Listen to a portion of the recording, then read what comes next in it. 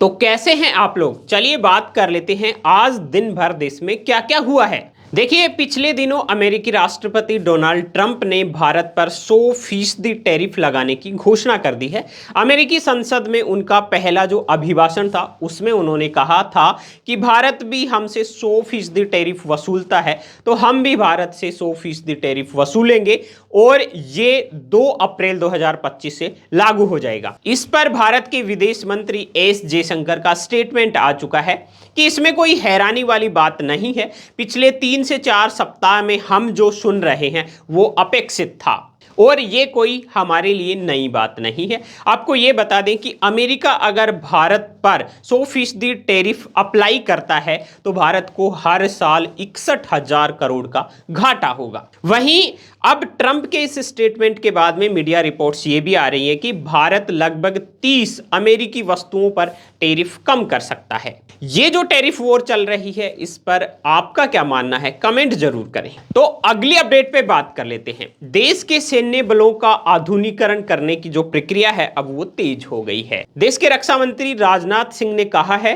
कि इसके लिए हम एक कमेटी बनाएंगे और जो डील प्रोसेस है उसको तेज करेंगे। कभी कभी जो डील है वो 15 से 20 साल तक खिंच जाती है। इससे क्या होता है कि हम जिस टेक्नोलॉजी के लिए डील करते हैं वो 20 साल बाद मिलती है तो वो पुरानी हो जाती है। इससे हमें नई टेक्नोलॉजी नहीं मिल पाती है। राजनाथ सिंह का यह बयान उस समय आया है जब चीन में मीडिया रिपोर्ट्स ये चल रही हैं कि चीन ने अपना रक्षा बजट है उसमें 7.2% की बढ़ोतरी की है। अगली बड़ी अपडेट आ रही है यूपी से। यूपी में महापुरुषों के नाम से शुरू की जाएंगी 10 योजनाएं। महारानी लक्ष्मीबाई के नाम पर मेधावी छात्रा स्कूटी योजना शुरू की जाएगी। संत कबीरदास जी के नाम पर सीएम मित्र पार्क योजना शुरू की जाएगी। माता सबरी के नाम पर कृषि मंडियां हैं, जो यूपी में कृषि मंडियां हैं वहां पर कैंटीन और विश्राम गृह बनाए जाएंगे। देखिए, अगली अपडेट आ रही है दिल्ली से। प्रधानमंत्री मोदी ने दिल्ली विधानसभा चुनाव के दौरान एक घोषणा की थी और उसमें यह कहा था कि दिल्ली की महिलाओं को हर महीने 2500 रुपए बीजेपी सरकार देगी अगर बीजेपी सरकार दिल्ली में आती है। अब देखिए, बीजेपी सरकार दिल्ली में आ गई।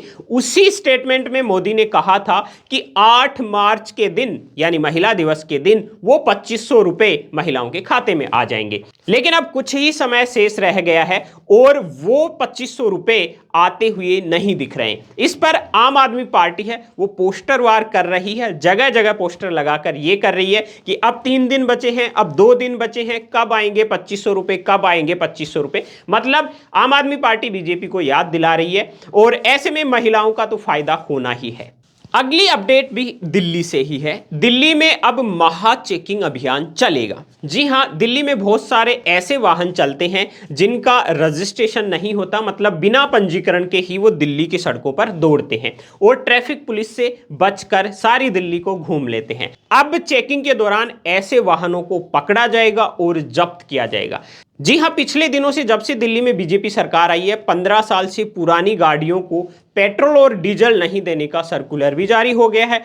अब बिना पंजीकरण के वाहनों की जब्ती भी शुरू हो गई है। तो दिल्ली वालों सावधान हो जाओ। देखिए, भारत में अडानी ग्रुप तेजी से बढ़ रहा है और पिछले वाले दिनों से अडानी ग्रुप के शेयरों में बड़ी तेजी देखी गई।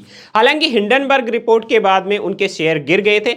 अब हिंडनबर्ग की कंपनी ही बंद हो चुकी है। पिछले दिनों अडानी ग्रुप के शेयरों में आई तेजी की वजह से अडानी ग्रुप के चेयरमैन गौतम अडानी की जो नेटवर्थ है वो 27,000 करोड़ रुपए बढ़ चुकी है। साथ ही अंबानी ग्रुप को भी इस ग्रोथ का फायदा मिल रहा है। साथ ही उनकी नेटवर्थ भी दिनों दिन बढ़ती जा रही है। अगली अपडेट आ रही है क्रिकेट की दुनिया से। चैंपियन ट्रॉफी 2025 का फाइनल 9 मार्च 2025 को दुबई में खेला जाएगा। फाइनल होगा भारत और न्यूजीलैंड के बीच में। भारत और न्यूजीलैंड चैंपियन ट्रॉफी के फाइनल में 25 साल बाद में भिड़ेंगे। साल 2000 में चैंपियन ट्रॉफी के फाइनल में न्यूजीलैंड की टीम ने भारत को हराया था। अब भारत के पास मौका है कि 25 साल बाद में उस हार का बदला ले। इसके साथ ही 2023 के टेस्ट चैंपियनशिप में भी न्यूजीलैंड की टीम ने भारत को हराया था। अब भारत के पास मौका है कि दोनों हार का बदला एक साथ चुकता कर दे। हालांकि इसी चैंपियन ट्रॉफी की लीग स्टेज में भारत ने न्यूजीलैंड को हराया था। देखिए, यूट्यूब में भी पेड सब्सक्रिप्शन है। अगर आप लोगों को नहीं पता है तो बता देते हैं, लगभग 13 करोड़ लोग यूट्यूब में पेड सब्सक्रिप्शन का यूज करते हैं। इसके लिए कंपनी ने एक नया प्लान जारी किया है। वो एकदम सस्ता प्लान है, लगभग $8 में आप प्रति माह बिना एड के वीडियो देख सकते हैं यूट्यूब पर। अगली अपडेट है रेलवे भर्ती बोर्ड से। जी हां, युवाओं के हाथ इस बार निराशा लगी है। रेलवे भर्ती बोर्ड ने एक नोटिस जारी किया है और कहा है कि ग्रुप सी की जो भी पेंडिंग भर्तियां हैं वो अगले आदेश तक रद्द मानी जाएंगी। देखिए, अगली अपडेट आ रही है ऑटो इंडस्ट्री से। टेस्ला का पहला शोरूम मुंबई में खुलने जा रहा है और अप्रैल में संभवतः टेस्ला ईवी की बिक्री शुरू हो सकती है। इसके लिए टेस्ला ने 4000 स्क्वायर फीट का ऑफिस किराए पर ले लिया है। उसकी कीमत लगभग 35 लाख रुपए पर मंथ है। इसके लिए 20 लोगों की हायरिंग भी टेस्ला ने निकाल दी है। तो ये कंफर्म हो गया है कि टेस्ला भारत में अपने पैर जमाने शुरू कर रही है। अप्रैल में आपको टेस्ला की गाड़ियां भारत में दिख सकती हैं।